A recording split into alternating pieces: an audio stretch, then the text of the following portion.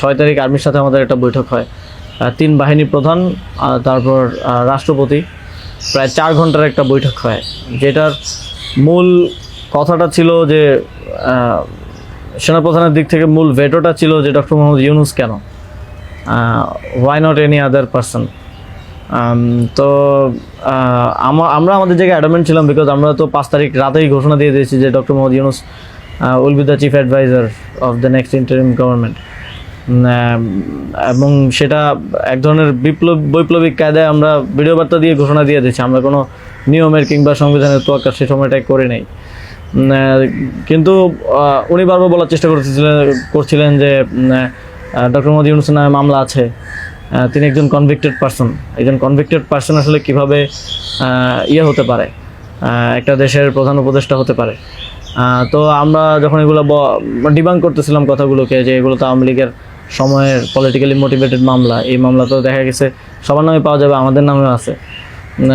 তো এটা বলার পর আবার ওনারা আরেকটা কথা বললেন যে সোসাইটির একটা বড় অংশ তো আসলে ওনাকে হেট করে, এবং বড় অংশ বলতে উনি তখন সরাসরি বলেছেন যে আওয়ামী লীগের অন্তর্বর্তীকালীন সরকারটা তো সবার কাছে গ্রহণযোগ্য হতে হবে।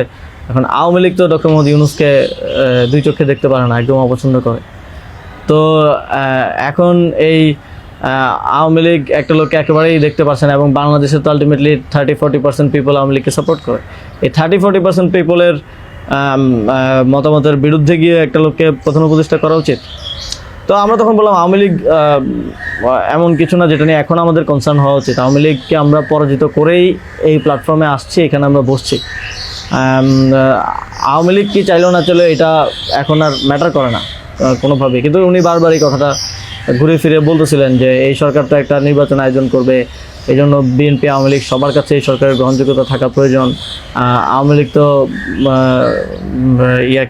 প্রধান ডক্টর মোহাম্মদ ইউনূসকে একেবারেই দেখতে পারে না, ওনাকে আওয়ামী লীগ মেনে নেবে না উনি আসলে। কিন্তু আমাদের কথা ছিল যে আওয়ামী লীগ তো এখন আর এই মুহূর্তে ডিসিশন মেকিংয়ে আওয়ামী লীগ ম্যাটার করে না। এটা গণহত্যা ঘটনার পরে সে কি ভাবলো বা তার কি পজিশন, দ্যাট ডাজন্ট ম্যাটার। আর এরপরও ওনারা নানা ধরনের যুক্তি দিতে পারে, এবং শেষে 4 ঘন্টা এই বিষয়ের উপরে ডিসকাশন হয়। 4 ঘন্টা, আধা ঘন্টা হয়তো অন্যান্য ইস্যুস নিয়ে ডিসকাস হয়েছিল, বাট 4 ঘন্টা প্রায় 3.5 ঘন্টা ইস্যু নিয়ে ডিসকাস হয়।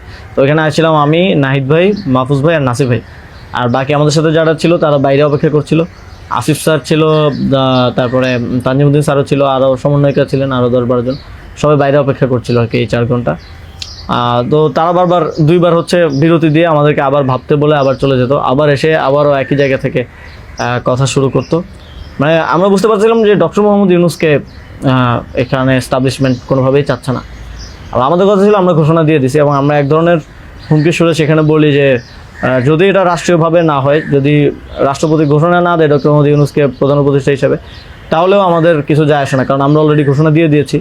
আমরা আমাদের তৈরি করা উপদেষ্টা পরিষদ নিয়ে শহীদ মিনারে গিয়ে শপথ নিব। এই হুমকিটা দেওয়ার পরে তারা একটু মানে নড়ে চড়ে বসে, এবং তারা গিয়ে রাষ্ট্রপতির সাথে ডিসকাস করে আসে। এবং সেনাপ্রধান লাস্ট আমার মনে পড়ে আমাদেরকে বলেছিল যে আমি বুকে পাথর চাপা দিয়ে এই সিদ্ধান্তটা মেনে নিচ্ছি। সেদিন রাতে স্যারের সাথে আবার চূড়ান্ত কথা হয়, রাতের আনুমানিক 12:30 থেকে 2টা-2:30 পর্যন্ত প্রায় 2 ঘন্টা স্যারের সাথে নাহিদ ভাই আর আমার কলে কথা হয়, এবং সেখানে আমরা বিস্তারিত বিভিন্ন বিষয়গুলো আলোচনা করি, এবং স্যারের কিছু কনসার্ন ছিল সেগুলো আমরা ডিসকাস করি যে এটা আবার 1-11 মতো একটা সরকার হবে কি না। মানে আমরা ক্ষমতায় বসবো, কিন্তু পেছন থেকে আর্মি আমাদেরকে চালাবে কিনা, অথবা অন্য কেউ আমাদেরকে ডিক্টেট করবে কিনা। স্যারের কনসার্ন ছিল এটা। স্যারের কনসার্ন ছিল যে আমি আসলে আমাকেই স্বাধীনতাটা দিতে হবে, আমি আসলে এটা আর্মি রান করবে কিংবা পেছন থেকে কেউ রান করবে, এটা হলে আমি আসবো না।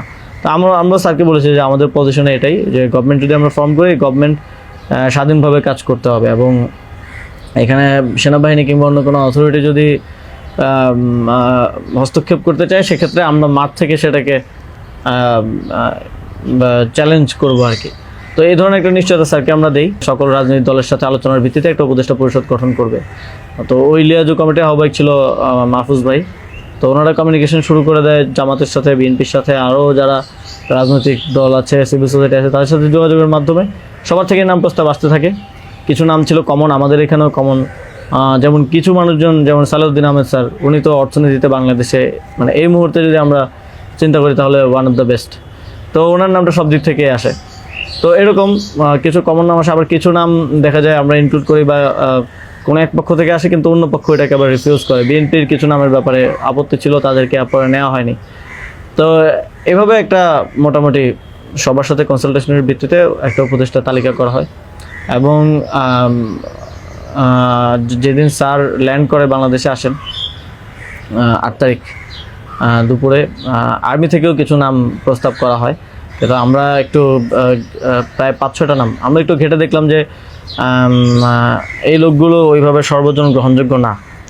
এবং আরেকটা সমস্যা হচ্ছে তাদের অনেকেরই হয় না যে সফট আওয়ামী লীগ অ্যান্ড আওয়ামী লীগের সিভিল সোসাইটি হিসেবে পরিচিত, অথবা তাদের ব্যাকগ্রাউন্ডটা একজন আর্মি অফিসিয়ালসের নাম ছিল সেখানে, এক্স আর্মি অফিসিয়ালস। তার ব্যাকগ্রাউন্ড আমরা দেখি যে তিনি ইন্ডিয়ায় তিনি 4 বছর ছিলেন এবং 4 বছরে তিনি কয়েকটা কোর্স করেছেন সেখানে। সো আবার ওনার ব্যাপারে জনমত হচ্ছে র কানেক্টিভিটি আছে। তো ওই নামগুলো আমরা কেটে দেই এবং সেখানে আর্মি কিছুটা নাকশ হয় যে এই নামগুলো কেটে দেওয়ার পরে। এবং ওই স্যারের সামনে রেখেই, কারণ স্যার ওই যখন ভিভিআইপি লাউঞ্জে স্যার ছিলেন ইয়াতে এয়ারপোর্টে, তো স্যারের সামনে রেখে আমি আর আসিফ স্যার নামগুলো কেটে দিই যে এই নামগুলো তো আমরা দেই নাই। সেখানে আর্মি চিফও ছিলেন। তো আমাদের ইয়েটা ছিল এটাই যে আগের রাতে আমরা যেটা কথা বললাম যে এই উপদেষ্টা পরিষদে যদি আর্মির লোকজনই বেশি থাকে তাহলে তো এটা দিন শেষে আর্মি ব্যাগ আবার 111 টাইপ গভর্নমেন্টই হচ্ছে। সেই জায়গা থেকে আমরা এই নামগুলো নিতে চাইনি। তবে সেখানে আমরা যুক্তি দিয়েছি যে কারণ সবার প্রোফাইলটা যখন আমরা একটু ঘাটাঘাটি করেছি দেখেছি সবারই কোনো না কোনো প্রবলেমেটিক এলিমেন্ট সেখানে আছে। হয় তার র কানেক্টিভিটি হিসেবে জনমত আছে, মানুষের মধ্যে গুঞ্জন আছে, অথবা তার আওয়ামী লীগের সিভিল সোসাইটি হিসেবে পরিচিতি আছে। তো এই ধরনের একটা বিষয় ছিল ওই 5-6টা নামের মধ্যে, যে কারণে আমরা সবগুলো নামই প্রায় কেটে দিই। শুধু একটা নাম আমরা রেখেছিলাম সিএসটি উপদেষ্টা যিনি আছেন, কারণ আমার কাছে মনে হচ্ছে ওইটা সেন্সিটিভ জায়গা এবং দেশের এরকম একটা ট্রানজিশন টার্মাল সিচুয়েশনে যেহেতু আর্মি পুরোপুরি আমাদের পার্বত্য অঞ্চলের সমস্যাগুলো ডিল করে, তো সেখানে তাদের কথাটা রাখা উচিত। সেই জায়গা থেকে ওনার নামটা আমরা রাখি, শুধু আর্মির প্রপোজাল থেকে বাকিগুলো কেটে দেওয়া হয়। আর্মির যেই মোটিভেশন ছিল এটা আবার 1-11-এর মতো একটা সরকার গঠন করার তাদের মোটিভেশন ছিল। যখন তারা নামগুলো দেয় 6টা-7টা উপদেষ্টার নাম দেয় তখন এটা বোঝা যায় এবং ডিকটেট করার এক ধরনের। তো আমরা যদি এখানে অন্য কাউকে নেই যার পার্সোনালিটি এত স্ট্রং না, তাহলে আলটিমেটলি আমরা আসলে অন্য কারো দ্বারাই পরিচালিত হব, ড্রিভেন হব। এই সরকারটা আত্মনির্ভরশীল একটা স্বতন্ত্র সরকার হতে পারবে না। তো তারপর তো ঘোষণা দেয়, রাষ্ট্রপতি ঘোষণা দেয় ডক্টর মোহাম্মদ ইউনূসকে প্রধান উপদেষ্টা হিসেবে 6 তারিখই, এবং 8 তারিখ হচ্ছে পরবর্তী উপদেষ্টা পরিষদটা গঠিত হয়। 8 তারিখ শপথ অনুষ্ঠানটা হয়। স্যার যখন সার্জারি শেষ করে দেশে আসেন তারপর ওই দিন সন্ধ্যায় সরকারটা গঠিত হয়।